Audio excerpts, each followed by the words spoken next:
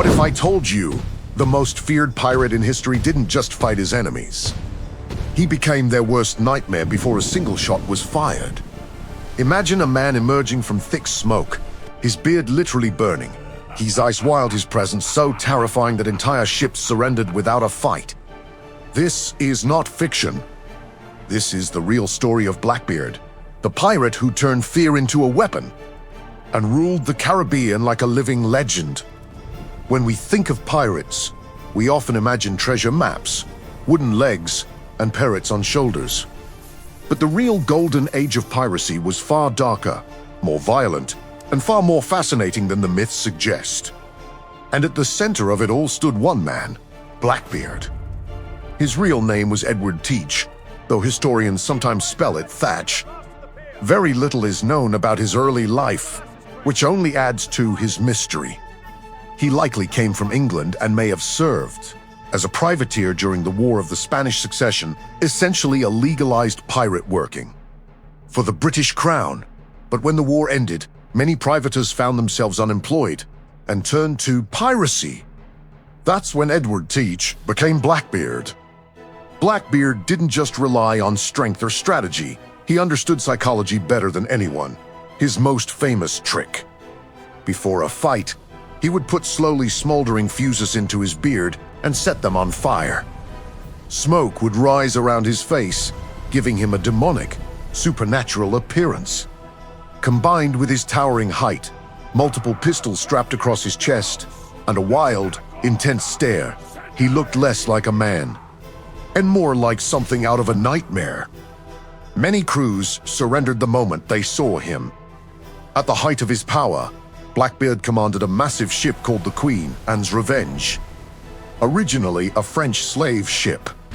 He captured it and transformed it into a heavily armed war vessel with around 40 guns, making it one of the most powerful pirate ships in the Caribbean. With this ship, Blackbeard controlled trade routes, attacked merchant vessels, and built a reputation that spread across the Atlantic. But here's something surprising. Despite his terrifying image, Blackbeard wasn't known for unnecessary violence. In fact, historians believe he often avoided killing whenever possible. Why? Because fear was far more useful than bloodshed. If word spread that surrender meant survival, ships would give up without resistance.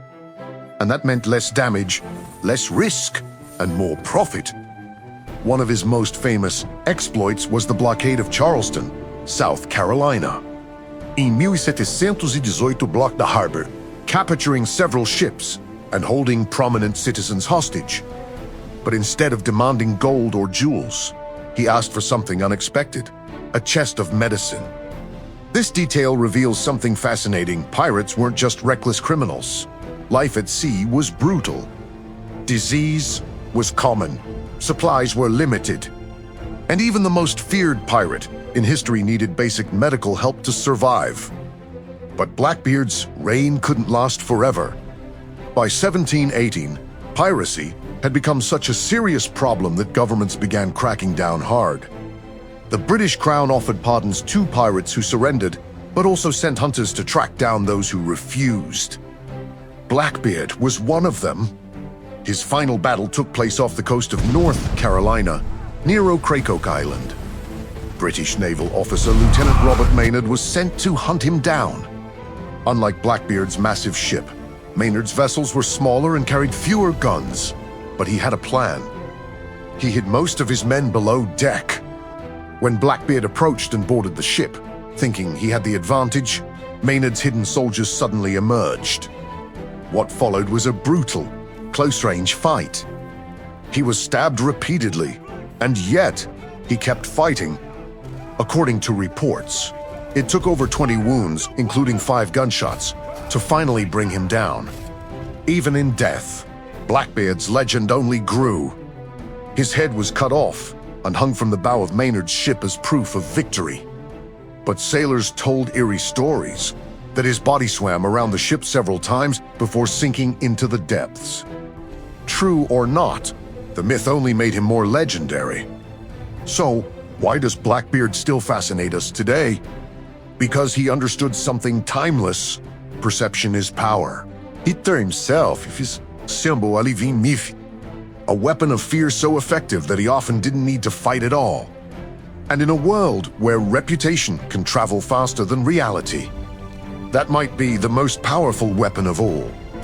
Thanks for watching. Subscribe to the channel and don't forget to turn on the bell.